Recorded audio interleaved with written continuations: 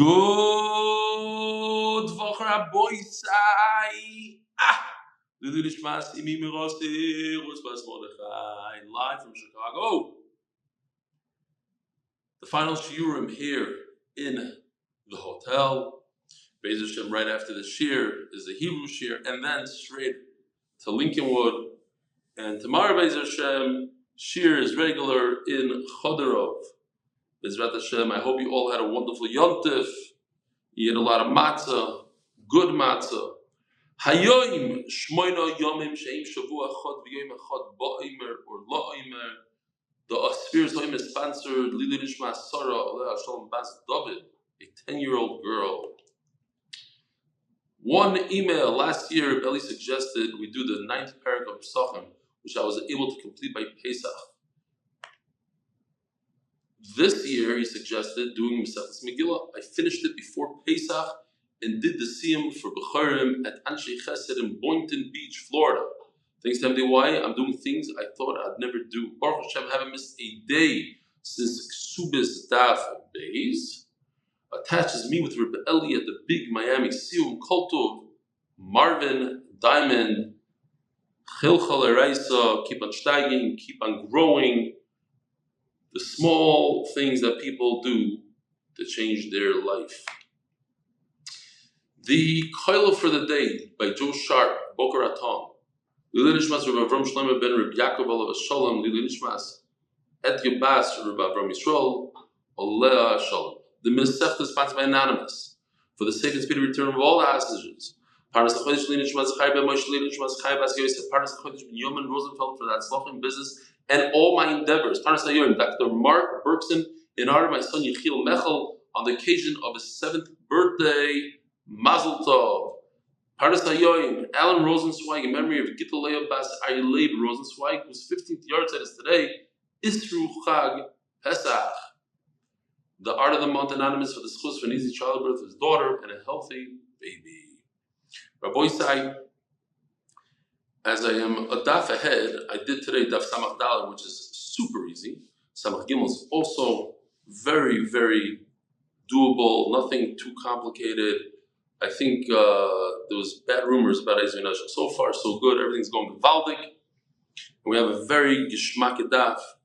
We're going to learn one or two things that are Negel Maisa. We're holding on Daf Samach Beis, Amud Beis. So just to recap a little bit, real quickly, the Mishnah says, Ve'izu Tarbis. We learned about Neshach. What's Tarbis? The Mishnah says, Hamar Be'Peiros. This is the case in talking about, and I'll show you, I'll remind you here, this case. Tarbis the Rabbanon, first he bought wheat for a dinner, which is 25, and then it went up to 30. And then he says, listen, I want my wheat so that I could buy wine. He says, I'll give you wine. And then the Gemara says it could go up in price. So let's go back over here just to see the wording in the Mishnah to reacquaint ourselves. Hamar be'Peiros. Keitzad. Lokach himeno chitim b'dinur zav akur b'chein ashar. Amdu chitim b'shloishim dinarim. Okay, so that's the case that we just saw. That's in the Mishnah. So Abaya yesterday tried to say a pshat. Rava knocked it out. He doesn't like the way the whole wording didn't fit into the Mishnah. Nothing really worked. So he's done with Abaya. Comes Rava, he says, I have a new pshat. We're holding one line from the bottom, 2 lines from the bottom. Elo Amar Rava. Let's explain this Mishnah in a different way. It's not exactly the way it's written. It's a little bit of an interesting story. But very simple and basically the same thing as we learned, but with the steps repeating themselves. How does it go? Elo Marava Kishachivna. When I die, says Rava, very interesting lashon. Kishachivna, when I die, says Rava, Rabbi Shaya Nafak Levasi. Rabbi Shaya will come out in Olam Haba and greet me. Why? The Mitaratzna Masnisin Kavasei. Rabbi Shaya, one of the 2 authors of the famous Brises, Rabbi and Rabbi Shaya, Rava always, throughout Shas, says Rashi, always sticks up for Rabbi Shaya, tries to explain the Mishnah like Rabbi Shaya. The Mishnah goes like the Brisa. The Brisa goes like the Mishnah. In other words, Reb Shaya was trying to explain the Mishnah. This lashon, by the way, is brought down in many different achronim. Even the Ramban uses this lashon. When I die, the Rif will come out to greet me. It's brought down in the Magid Misharim. It was a malach that learned with the Beis Yosef. He says, you should know that the Rambam is very happy with the two pshatim you said yesterday. He loves it. He's very happy. And in fact, he's going to come out and greet you when you die. Such a lashon, which is the old famous joke, which I probably just mentioned, that there was a Litvak that came up to Shemayim and he started giving you a whole pilpul in the Rambam. So the Rambam comes out and he says, you're talking shtusa, that's not what I meant. So he looks at the Rambam and says, go back to where you came from. You never learned in a Litvish yeshiva. You don't know how to learn. Anyway, it's one of those jokes. Fine. So, says the Gemara like this. The Tani Reb Shai. Our Mishnah is going to fit right with Reb Shai's role. A person, similar to how we learned in the Mishnah, a little bit of a variation. This Brisa completely argues with what we said yesterday, but it's a variation. Somebody owed somebody else 100.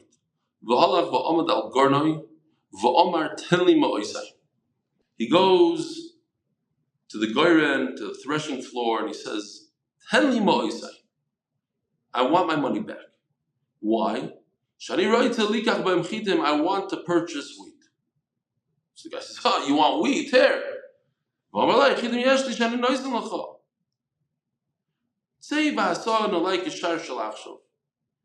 So we're very familiar with the two tanaim, the two conditions that you need when you do a forward contract. First of all, either you have yeshloi, I have wheat right now, or you go out and you see what's the market, what's the price in the market in a stable market. So it says like this: I want wheat. Sorry, I want money. So he says, I have wheat. I'll give you wheat instead. So this is a Gavaldic story. Look what happens here. Let me just get there. Goes like this. You ready?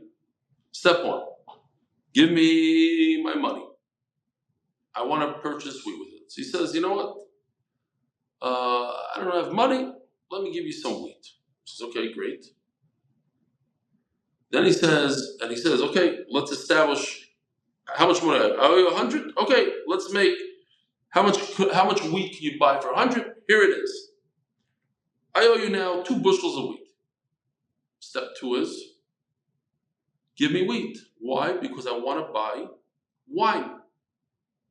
Now, in each step, let's assume he has the wheat. So it works. There's no ribbis here. I have the wheat. Now I owe you wheat. If I want, I can give you the wheat. No, I don't want wheat. You know what I want now? I want wine. Okay, so let's look at the market for wine. Now the wheat went up in price. I gave you 2 bushels. Now the 2 bushels are worth, instead of 100, they're worth 200. Doesn't matter. I promise you 2 bushels. Now I want to convert the 2 bushels of wheat. I want to convert them to the price of wine right now. Okay? So let's convert it to, that's mutter. I could give you the wheat. That we said I could give you. I could give you the wheat even though it went up in price. So instead, I'm going to convert the wheat to wine. Now the wine goes up in price. That's also okay. Now instead of wine, I want oil. It's 3 steps. Give me wheat. Okay, I'll give you wheat. But you know what? Let me transfer whatever I owe you in wheat. I'll transfer to wine. Great, that works. Now the wine went up in price. Okay, give me my wine. Let me transfer it to oil. There's a great cartoon. I like this a lot I show these cartoons all the time from Benzi Woolman. It's in Hebrew. He says, you owe me money. Okay, so you want wheat? Yeah, I'll take wheat.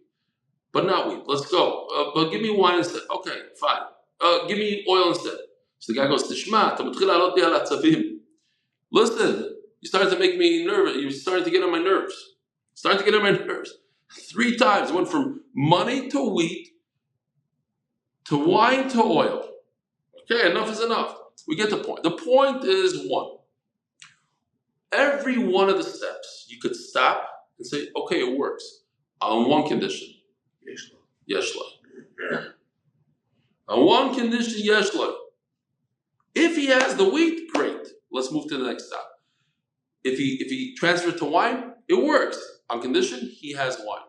You want to transfer the wine, and the price of the wine can go up. That's fine, as long as he had it there.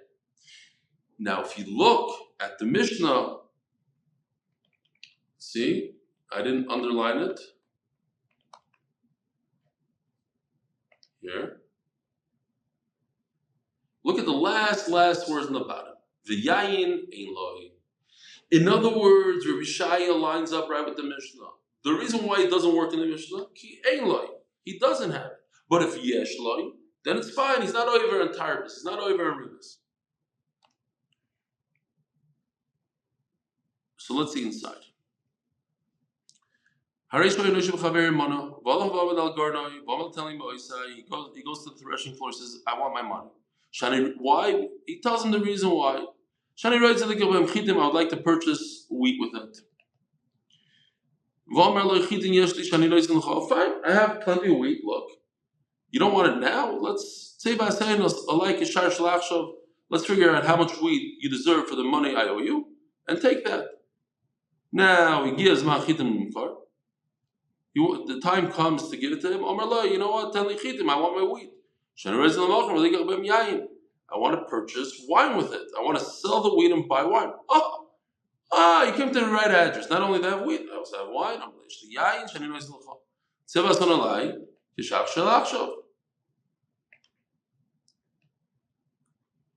Okay, let's figure out how much I could transfer the new price, the more expensive price of wheat, because the price of wheat went up. Let's transfer that to wine. I owed you 100, now I owe you 200 worth of wheat. Let's transfer it to 200 of wine. He gives my yayin limkor. Now the time came to give him the wine, and now the wine went up to 300. I would like to purchase oil. You know what? I'm a makolet. I could give you wheat, I could give you wine, I could give you oil.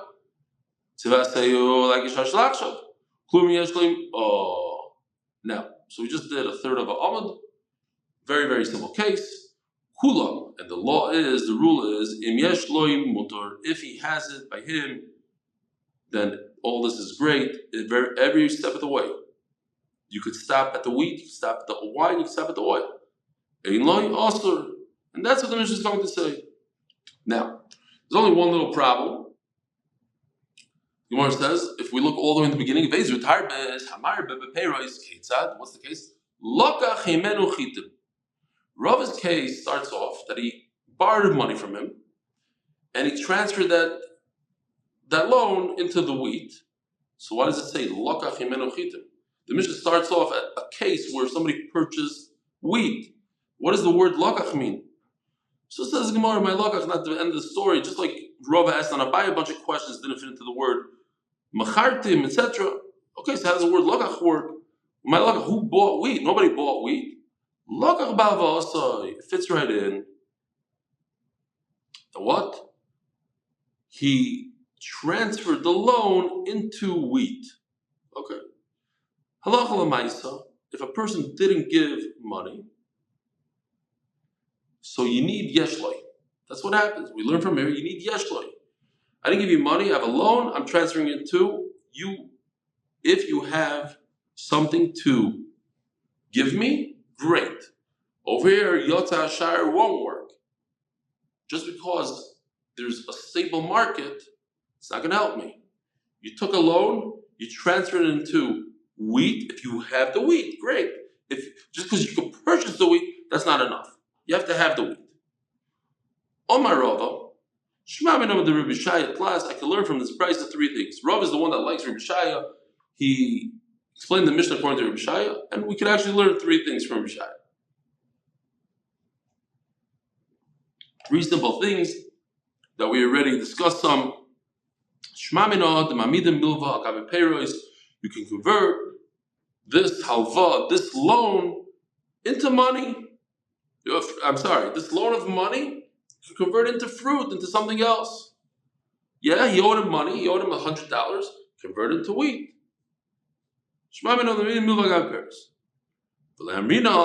But yesterday we said something else. Shlomo scream out then. You need money in the hand. You have to show money. No, you don't need money according to Rabbi Shai. The explanation in the Mishnah is this works on condition that the person has the wheat, the person has the wine. On a third thing, we hold like Rabbi Yanai.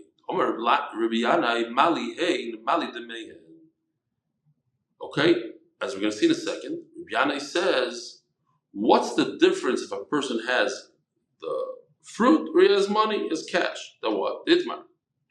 So we're holding halfway down the almond. Rav says, Amona means to trust somebody. So you can do a forward contract. Rav argues with Rabbi Yanai. Rav says, we hold like Rabbi Yanai. But Rav says, no. I can give you a forward contract when it has to do with fruit, but you cannot pay me forward with money. Let's see in a second. Rabbi Yanai Omar mali hein mali demeya. In other words, I made a forward contract with you on, I'm giving you cash, 100, for a future in wheat. You're going to give me 100 worth of wheat, but the price of wheat went up. So I'm going to take the wheat that's worth now 150. Could I take cash instead of that? I gave you 100 for 100 wheat.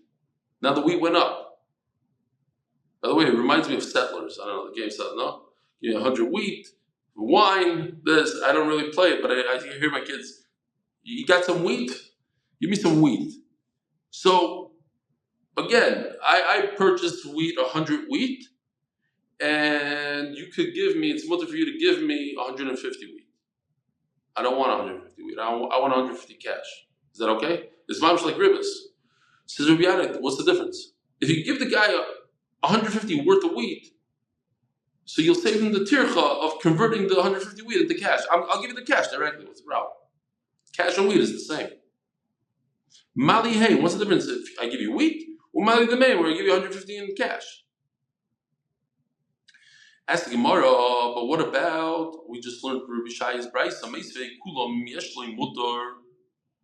if you have this, it works.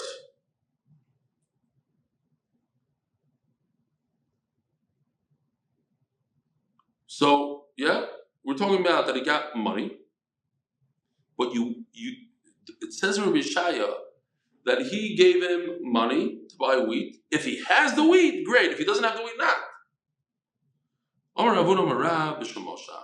He's going to explain in Rabbi Shaya that there was a kinyan mater. He did a mashicha, and Memela became his. Oh, once it becomes his, then you can convert it to anything you want. As Gemara b'Shemashach, so what kind of chiddush is it? Okay, it became his. He actually pulled on the wheat. It became his wheat. Okay, so you can do whatever you want. Transfer the wheat to cash. What's the chiddush? Here's a picture. Yoshi did this. In other words, he didn't really do a mashicha. He wasn't kohen, but he said, I'm giving you a corner in my house with your wheat. That's yours. But there's no kinyan done. Nevertheless, since it's almost yours, it's set aside for you. Therefore, you could transfer it into cash. Ask Gemara,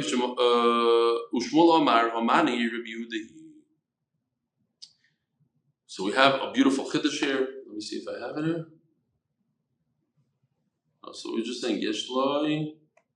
I put this in for whatever reason. It's Ashar. These are the two things that we're talking about. Oh. A new muslik, Rabbi say, it's called Tzad Echad Beribis Mutter. Really, the Omar Tzad Echad Beribis Mutter. Then what? We'll say this about Peh real quickly.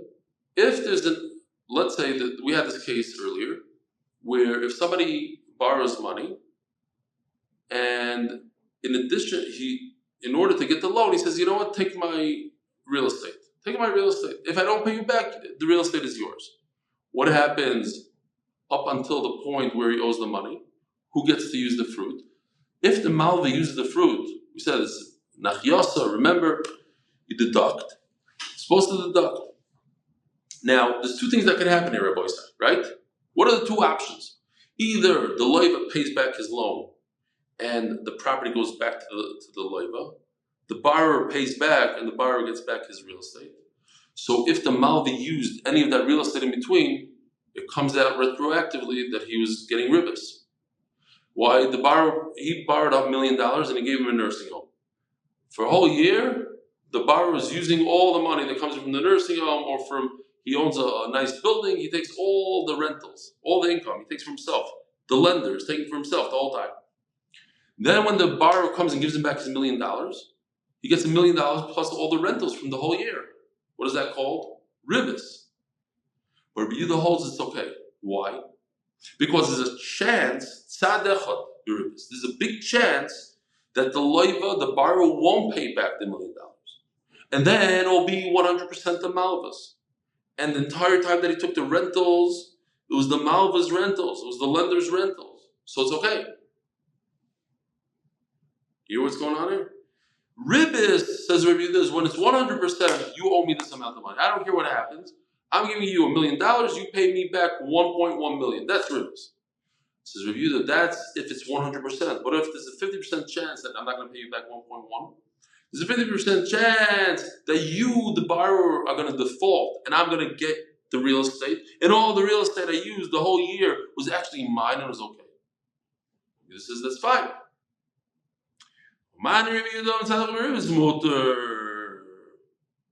This Tanya. The borrower gave a field as collateral. If the borrower uses the field and eats the fruit, takes the rentals, of course it's okay. Mutter. But what if the lender takes the fruit also? That's the Tanakama. He says that's okay. Why? Because it's tzad echad beribis.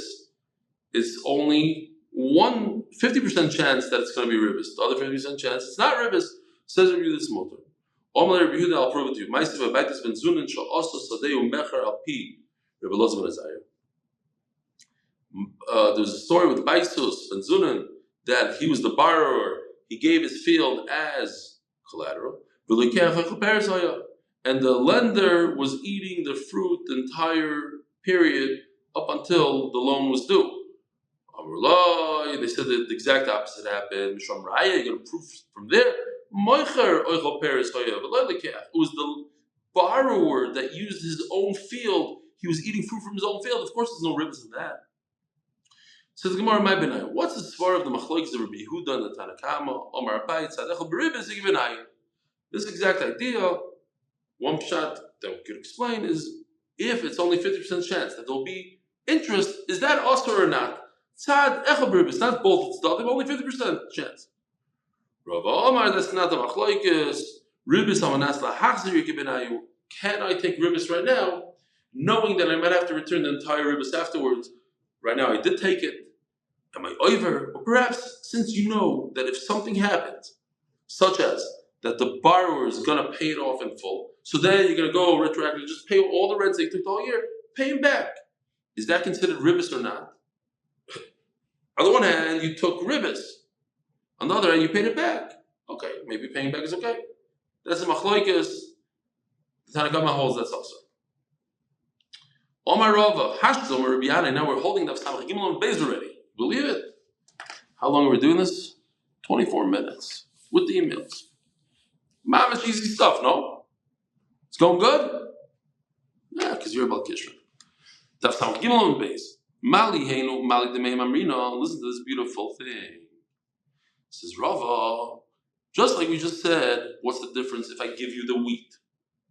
If the wheat went up in price from 100 to 150, I could give you $150 worth of wheat, so let me give you $150. You gave me $100, let me give you in return $150. It's not ribis. Why? Because if I could give you $150 worth of wheat, I can give you $150 in cash. This is Rava, beautiful. Listen to this. What are you saying, Shlomo? This is a gewaltige word here. When I say Yeshloi, what would you say, Misfar? Yeshloi. We discussed the whole time. The only way this works, this forward contract works, and I could transfer a loan into wheat, and then the wheat goes up in price. I transfer the wheat into wine. So he said only if he has the wheat, only if he has the wine. What if he doesn't have wheat? What if I gave him, instead of the wheat, I gave him $100, and with the $100 he could buy wheat? He doesn't have wheat. Is that Yeshloi or not? You say not. Says Rabbi, yes. Just like you told me I could transfer wheat into cash, I could give him one or the other. So when it comes to Yeshloi also, what's the difference if I have wheat or I have cash? I can take the cash and buy wheat. Not cash that he has in the bank, but cash that you gave him. The buyer gave him cash. So he's saying, on condition he could transfer, he gave him cash to purchase wheat. And then the wheat went up, that's okay. Because he has wheat. No, the buyer gave him $100. And with that $100 today, he could go right now to the market and buy $100 worth of wheat. The fact that he was lazy doesn't change the fact that he doesn't have wheat. He had the ability to buy wheat. Just like if I could give you $150 worth of wheat instead of $100, and that's not ribbis. Why? Because it's a forward contract, and I was able to give it to you then. I give it to you now. I'll give you $150 worth of wheat, and instead of giving you $150 worth of wheat, I'll give you $150 in cash, and it's not ribbis. So too, the fact that I could give you the wheat right now, I have cash. I don't have to give you wheat right now. I have cash, and cash is instead of wheat.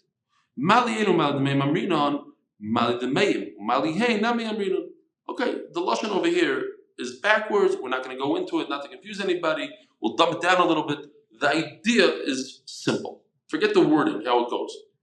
Okay, umali hain over here means money.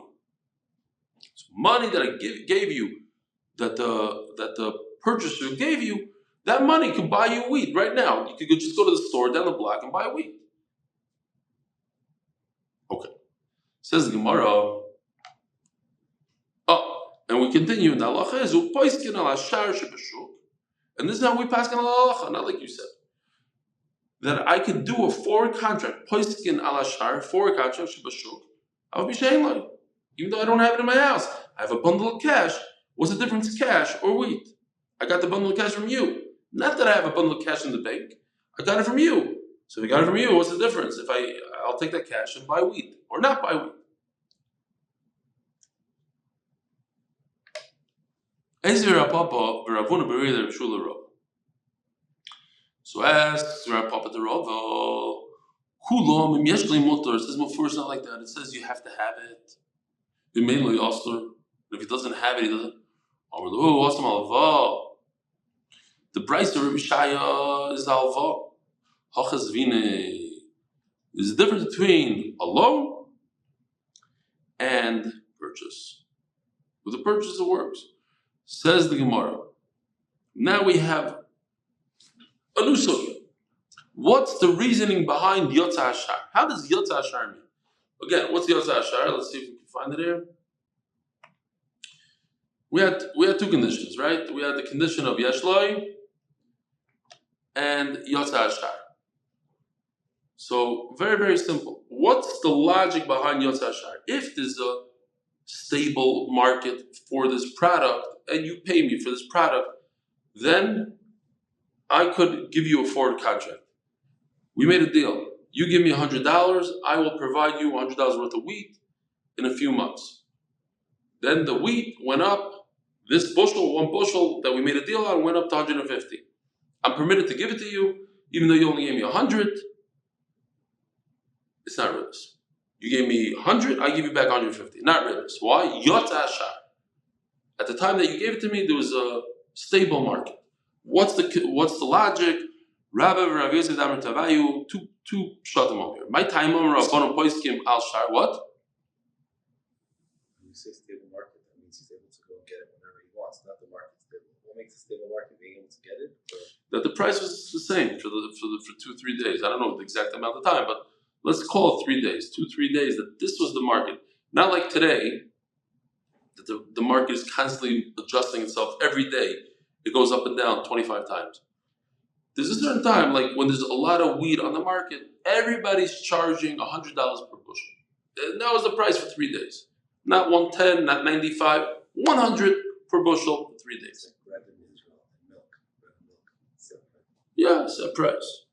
That's a serious stable price. I'm talking about, I don't know what, I try to look it up. The most I was able to call it like 2-3 days. Not 2-3 hours, 2-3 days, let's say. Something like that. I don't think it's a 30-day thing or 100 days, 2-3 days. Enough that when you go buy it, I make a deal with you, I have enough time to take my time. Tomorrow I go, it's the same price. Or yesterday. My time on Rabbanon Paiskin on Shtar Shvashuk, even though he doesn't have it, right? The one condition is Yechiel. But if you don't have it, you could buy it at a stable market. I don't need your favors. The buyer, you're buying from me. You could tell me, how do they say in Yiddish? Whatever. I don't need your favors.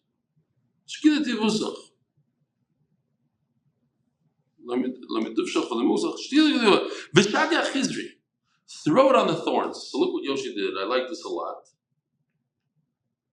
Check this out. It's a beauty. I wish you saw this, Shlomo. Let me see if I could zoom in here. I want to zoom in on the. Okay.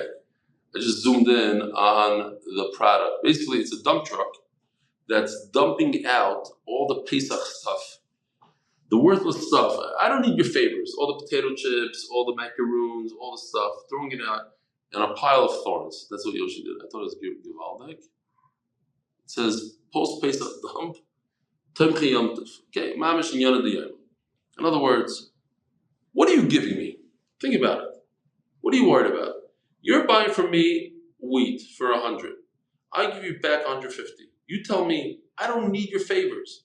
I'm not doing you a favor by giving you 150 back. You gave me cash for this wheat. If you wanted to, you could have bought it yourself.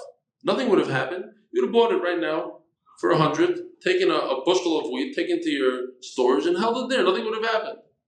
So I didn't give you anything. What did I give you? You didn't gain anything from me by you giving me the cash and me giving you back 150 instead of 100. You could have done the same thing. Take your favors, you tell me, take your favors and throw it on the thorns. My honestly, what did you give me? If I wouldn't have given you the cash, I would have had my own cash. I would have gone to the cities, right over there next to Rav or wherever.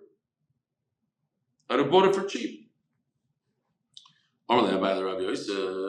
Says Abayit Rabbi Yosef, what do you mean? What's the famous case? Saw b'saw. Let's look at saw b'saw for a second. I lend you $20 worth of wheat in a certain measurement. It's a problem to give me back because the same amount, what? Fluctuates in price, the same amount could be worth 30. Saw b'saw. Oh, says Abayit Rava, what do you mean? I don't need your favors. I could have bought the same wheat. I gave it to you at 20. Well, you gave me back the same wheat that I gave you, and today's worth 30. Shkoyach, I could have kept it in my house. It would have gone up to 30. You didn't give me anything. What'd you give me? You gave me what I already had. It's even worse. Over here, I gave you wheat, and you gave me back the wheat. Oh, and the price went up. And if I didn't give you the wheat that I would have kept in my house, the price would have gone up in my house. So now it went up in your house. What did you give me? Why is it also with the Rabbanon? If so should be mutter, and we know it's also. It's the same svara. Take your favors and throw it on the thorns.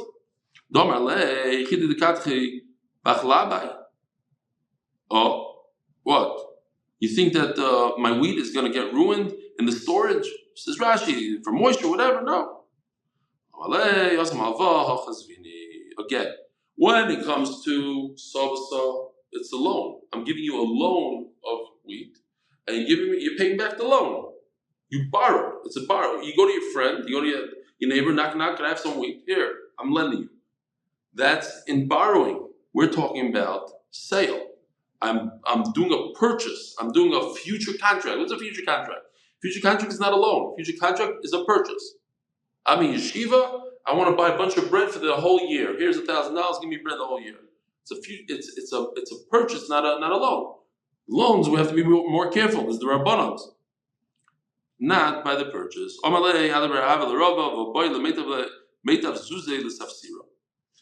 You just said you didn't do me any favor. You could have taken the money and gone to the marketplace and bought the same thing for the same amount of money.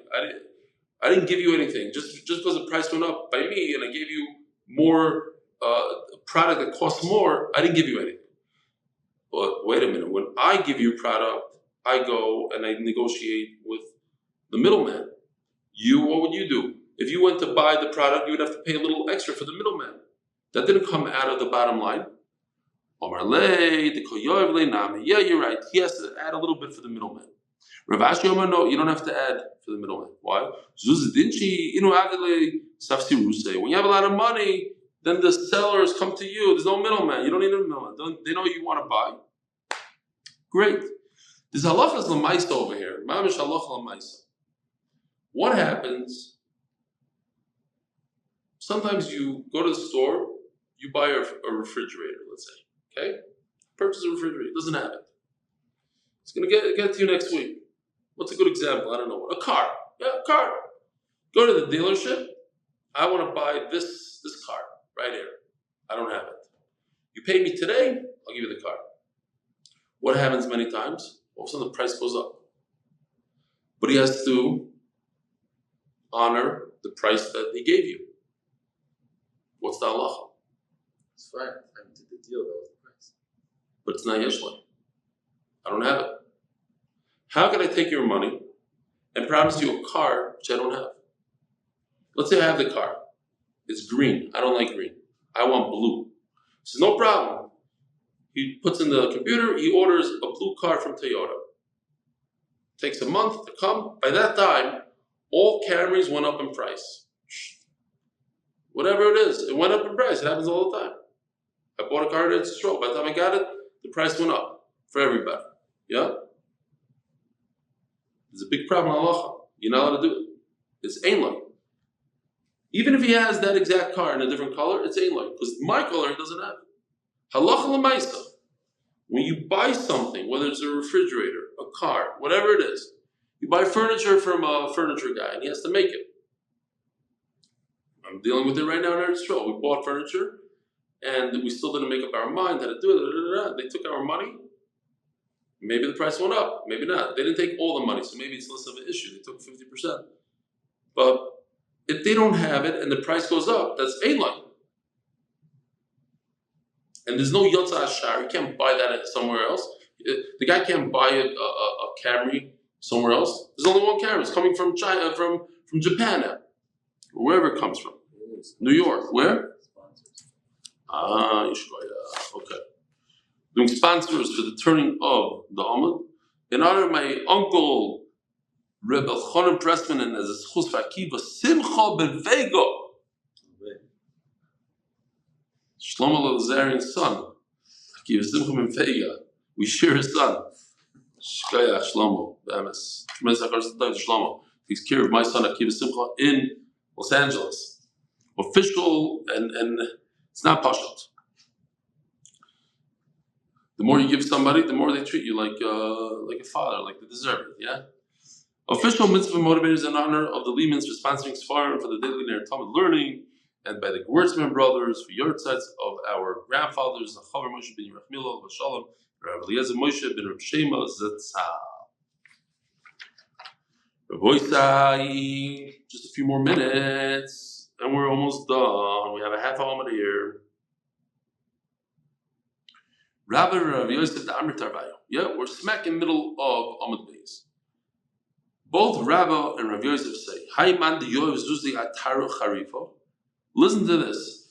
If I'm purchasing wheat at a very low price, you have to show up. Here we go. To show up at the threshing floor. So we're going to go through very simple things that we learned already. Lamai, what's the point of showing up at the threshing floor? Ila mikna, If to do a kinyan on the wheat, it's not going to work. Halikani. The whole time we're dealing with is something interesting. We're talking about the guy paid. You cannot acquire something with a kinyan through paying money. If the Mashiach, money doesn't work. Halikani. So just to remind in Bava Metzia Daf Yomi Amud Aleph, we had in the Mishnah if you don't keep your word, so HaKadosh Baruch Hu, who took revenge from the people of the Dar HaMabel and the Dar HaFlaga, he is going to take revenge from a person who doesn't keep his word.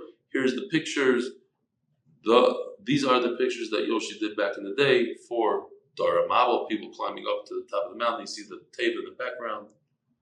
And this is Dar HaFlaga. They try to climb. Is above the clouds. HaKadosh Baruch Hu took revenge from those people. Says the Gemara, if it's just to get a mishapara, to be over on the mishapara, to get a curse, even if you don't go to the threshing floor, you will get this mishapara. Says Gemara, tremendous chiddush here. No, it's to get this curse. Listen to this. When people buy wheat, let's say I have a factory, I need to make bread. I go to you, Shlomo, and I try to purchase wheat from you. I'm not going to rely on you. What if you don't have a crop? I need to cover all the bases. You know what I do? I go to 3 people like you. 2-3 people, says the Gemara. And you know it, and I know it. So there's not a real king here. I would think. That's why I have to show up to your factory. That's why I come to your threshing floor. Now I show I'm serious. If I come to your threshing floor, and now I get a mishapara. But if I don't show up, I thought that you found some better wheat, whatever it is, better than what I have to offer, and you got it from there. I don't know how to hold any grudges. I know it works. It's not the first time I've been selling wheat. I know that the people come. I just don't know how to do business like that. I lock in with you, and then you buy from somebody else. I can't lock in with 2 people. I don't know how it works, but that's how they did it. The buyer has the upper hand there. That's what it seems like. Omar Ravashi,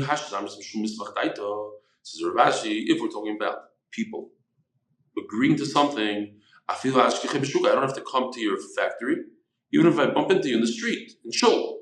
And he said, hey, I want to buy from you. Remember, we did a deal. That locks it in.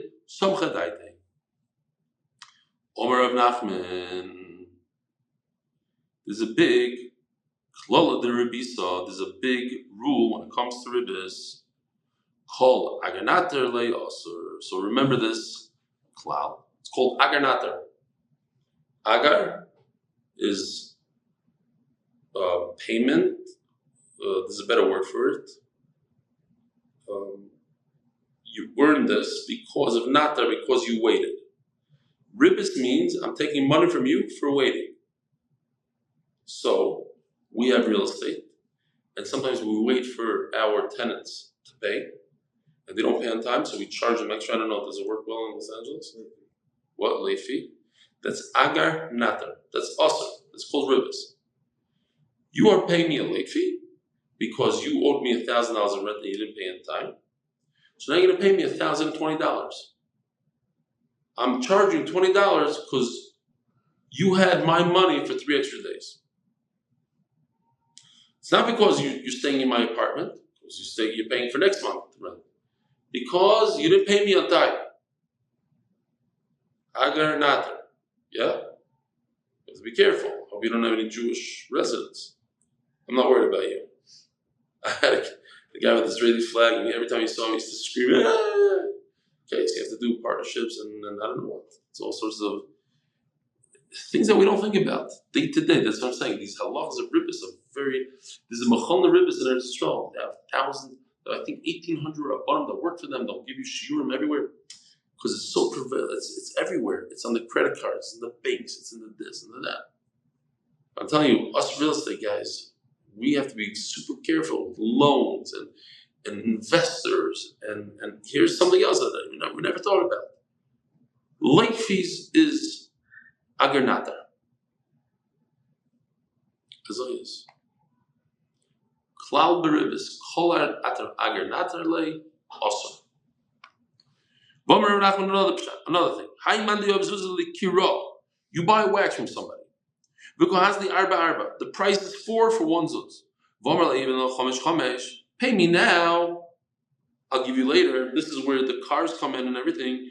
If he has the wax right now, it's great. Less nagabe also. Yeah, this is the hatzlacha of the car. If you have it, great. You don't have it, not.